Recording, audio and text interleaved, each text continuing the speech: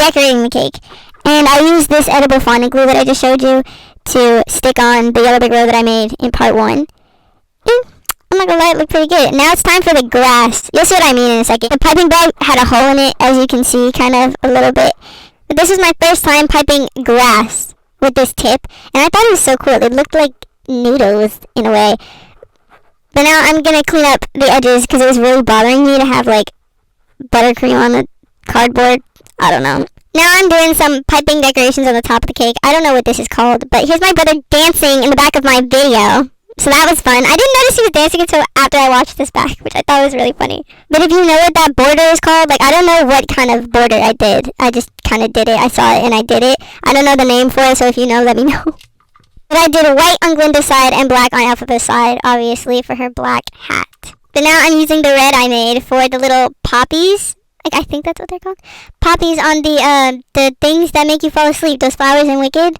That's what these are. I think that's what it's supposed to be. Then I had this idea for, like, if I dyed sugar crystals and then put them on Glinda's side, like, it would look so cool. But the first one didn't turn out...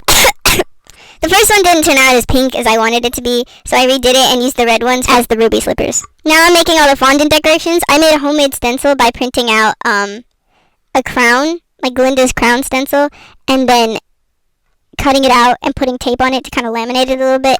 Next, I colored the fondant, and coloring fondant is harder than I thought it was going to be because it got so sticky. I had to put a lot of powdered sugar down on the mat.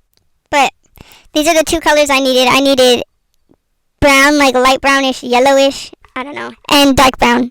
The dark brown one was a hassle. I did this right before work too, so my hand was all messed up.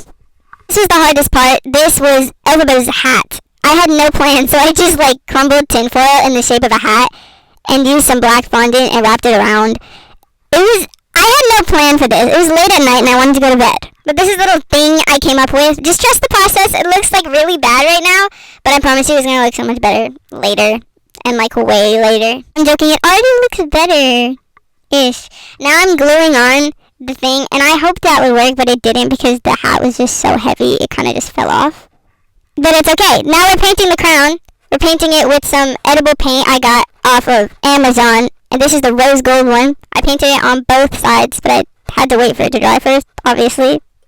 Actually, that's not so much common sense, because some people don't have that common sense. Wait till it dries! Because the fondant is made out of marshmallow, it's still really sticky when I tried to shape it into a crown. And yes, I know the crown is really tall. That's how the original Glinda's looked. And my grandma hasn't seen Wicked. She's just seen the original Wizard of Oz one. Now I'm trying to make a broom. I had no reference, by the way. This is all no reference. So I tried to twist it onto a stick, which kind of looked cool. And then I tried painting it with, like, brown food coloring. And it looked pretty cool. I was just doing my thing. But I didn't want to do like a clumpy looking broom, so I took individual strands and I kind of just made it look like a broom. It kind of looked more like a paintbrush though, I'm not gonna lie. It looked more like a brush, like a magical paintbrush from that one Barbie movie. Now it's time to assemble all of our creations. I used a little bit of glue to stick on my crown, and I used a stick to push in Elphaba's hat. And it looked so cute. I had to break the broom. I really didn't want to, but it wasn't going to fit on the cake otherwise. And I just got a wand from Hobby Lobby because I didn't want to make one. And I used those little failed ruby things as the ruby slippers kind of down the yellow brick road. And I used the other ones to hold up the crown. And here's the cutting of the cake. My grandma literally screamed. I don't think I've ever heard her scream in my life.